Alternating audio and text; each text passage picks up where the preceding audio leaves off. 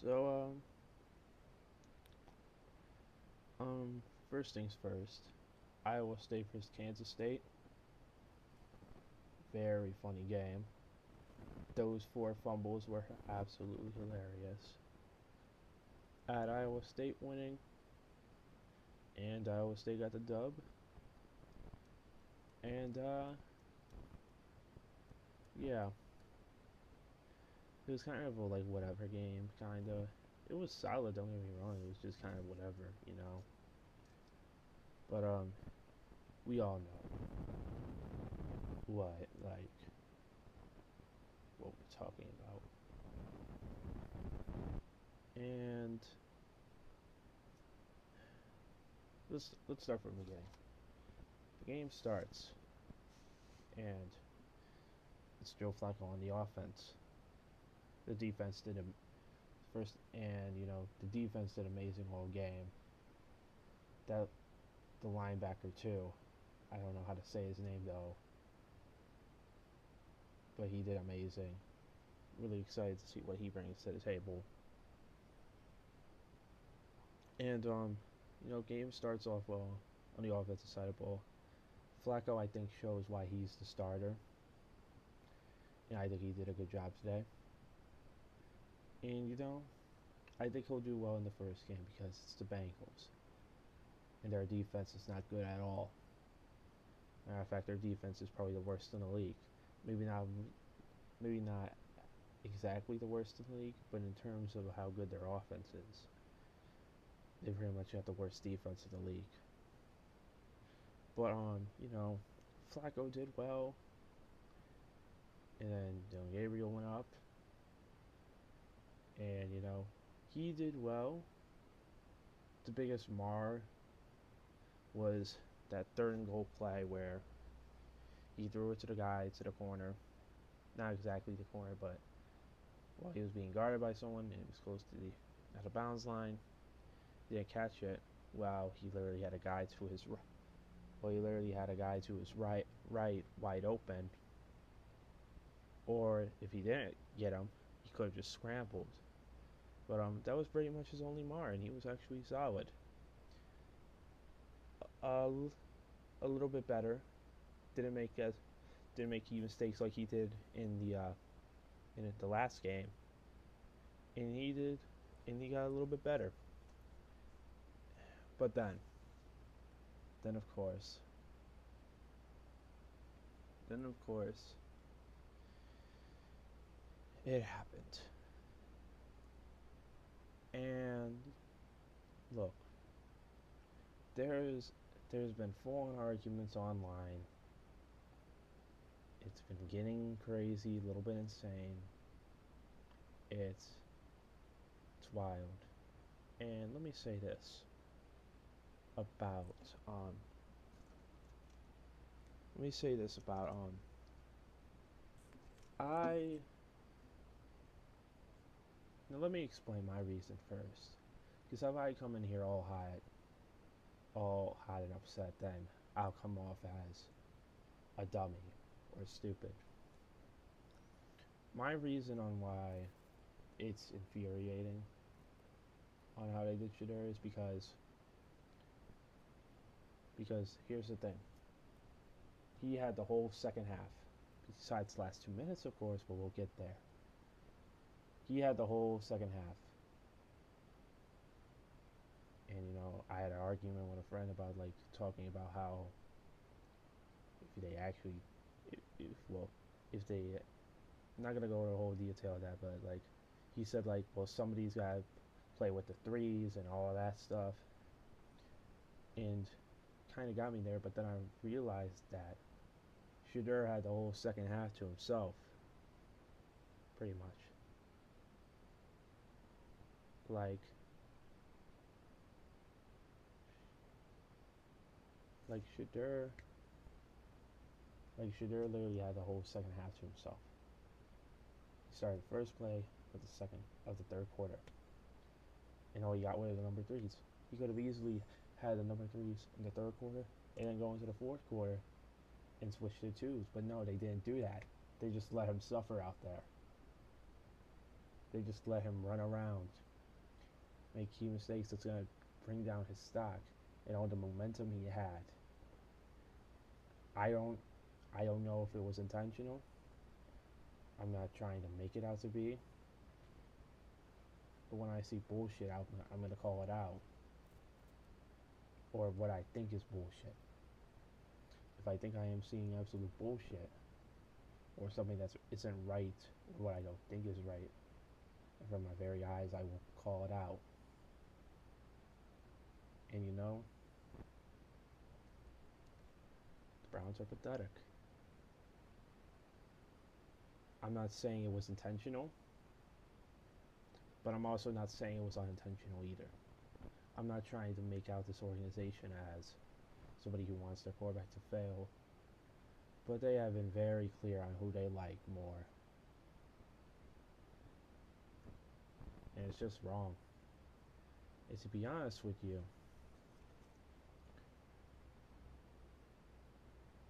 this is what I don't understand. If you wanted a full assessment of Shadur, then why didn't you have him go with the twos, the same people that Dylan Gabriel went with? Because Shadur went with the twos in the first preseason game, and he did extremely well. Why wouldn't you give him the same chance as Dylan Gabriel had during this game? And therefore, you can make a full consensus assessment based on who you like more. But instead, you left him to rot with the threes. What the fuck are we doing, man? And I understand people saying like, oh well, he shouldn't have kept the ball long. Sure, he shouldn't have, but he shouldn't have been in those situations to believe it. If he didn't have the threes on him and he had the twos, we wouldn't even be talking about how bad of a game we would have. We would be talking about him having more than likely as good as a game, close to, or as of Dylan Gabriel did today. And if they both did well, that's better for Browns football. But instead, now we're dealing with this. And,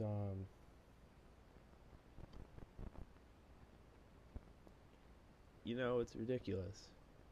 It really is. And you know what else is ridiculous? Is someone posting. He's actually one of the biggest Cleveland. I wouldn't say the biggest, but like he's a Cleveland media guy.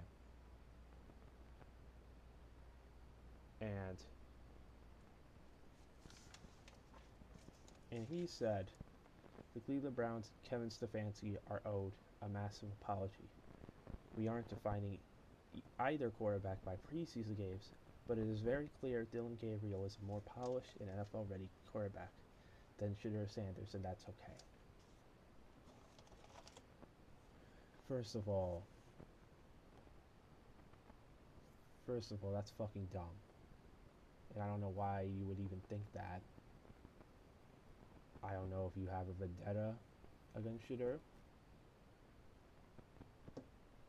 But you saying we aren't defining either quarterback by preseason games, and then just straight ahead going with, but it is very clear that Dylan Gabriel is a more polished and NFL-ready quarterback, is like the dumbest lying through your teeth. Like, it's literally like the Dylan Gabriel line. It's literally like the Dylan Gabriel line he did last week. That's what this literally is. But don't worry, folks. It gets way worse. Because this guy decides to be like, yeah, I don't like Shadur at all type of guy. He probably wasn't even watching the game. He was probably on his phone. And then he looked up, and then he saw that they were down the field and were about to score a game-winning field goal.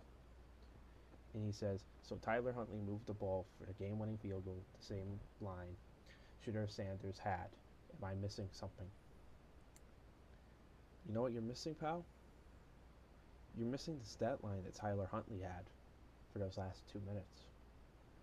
Because he had an historic stat line of 1 for 1, 7 yards. 7 fucking yards.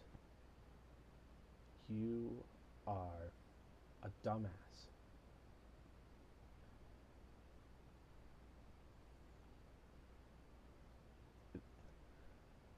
you can't you like were you serious about this, or were you trying to get some more extra cash compensation off Twitter? Because I can understand if you did, because Twitter's a place where engagement baiting gets you money and all that stuff. But if you were serious about it, then you are dumb as the organization. Holy shit. You are one of these people that this organization hopes to have fans of. It's funny how I have more Steelers fans, that I am friends with more Steelers fans than Browns fans. And this whole tweet thing that you've done really shows it why. Shows why. Because I'm realistic. I'm honest about how I feel. Like, I'm honest about how I feel. I'm not fucking cringe, trying to go for a reaction.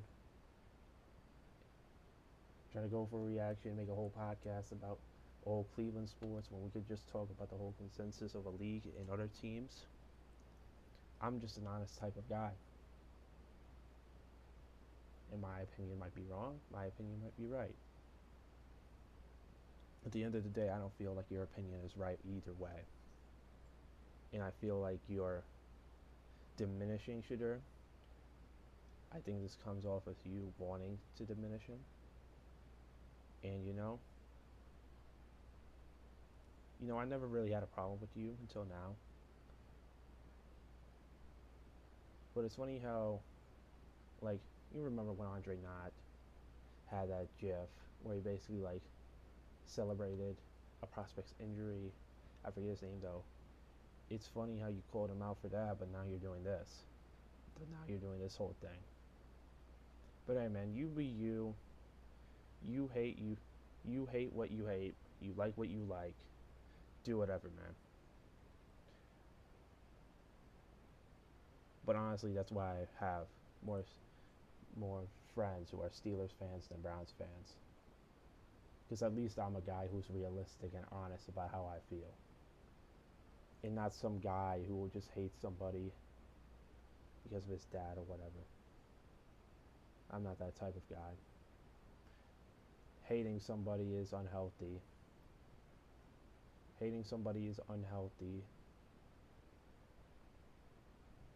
Just because of their family or whatever. That isn't healthy at all. So when they drafted Shadur, I dropped that whole thing. I didn't even have a problem with Shadur when he got drafted here. I just had a problem with all the hype he was getting, and Colorado getting, because the hype was actually kind of a little bit crazy, but they weren't really that good to begin with.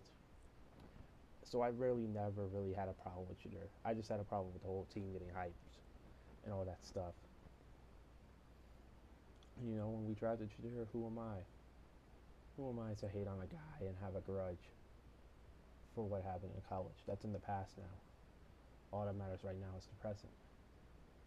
And you and Dylan Gabriel clearly are stuck in the past. But Dylan Gabriel being good for the Browns is good for the Browns. Shadur Sanders being good is good for the Browns.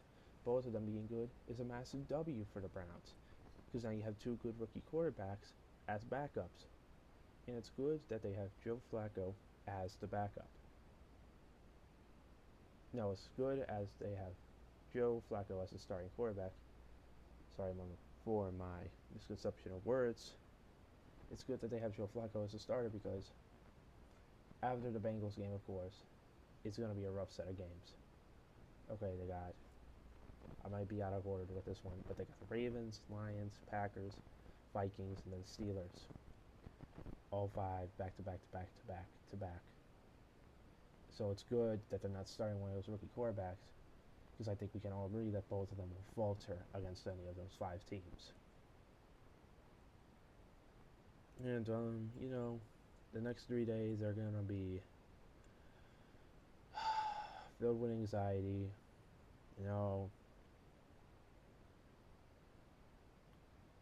It's going to be a long 3 days, man. It really is going to be. Cutting day is going to suck. And Mary Kay Cabot, the main Browns reporter, reported that before the game that they wouldn't cut Shadur and they wouldn't trade Kenny Pickett after this game. After this game, you can't trust anything what anybody says right now. You just gotta wait until confirmation is confirmed. You just gotta wait until that deadline's up. You can't trust anybody until like the general manager confirms like, okay, we're keeping him. These are the quarterbacks we're keeping. And that's the whole problem with them putting in Tyler Huntley. Because here's the thing, Browns, Kevin Stefanski put the number 2 team people in, and could have put Shadur in, and seen what he would get, what he got. And instead, he put in a guy who's not even gonna get brought back to the team, who's gonna be gone from the team in like the next 2 days or whatever. But the Browns are the Browns, man. And and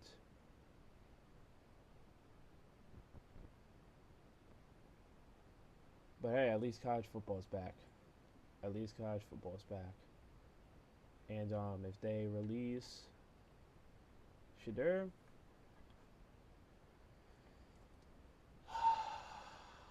release, trade him, whatever, I will not be happy. And I have a bad feeling that I won't be happy within the next 3 days. But we'll see. I hope we keep him. I hope we keep all the 4 quarterbacks on our roster. And take my opinion as you would like to take my opinion as. You could take it as me being a dumbass. You could take it as me being a fanboy. I don't care. Take it as much as you want. Take it as whatever you would want it to be. And that's it. And we better keep Shadur, I swear to God. Bye.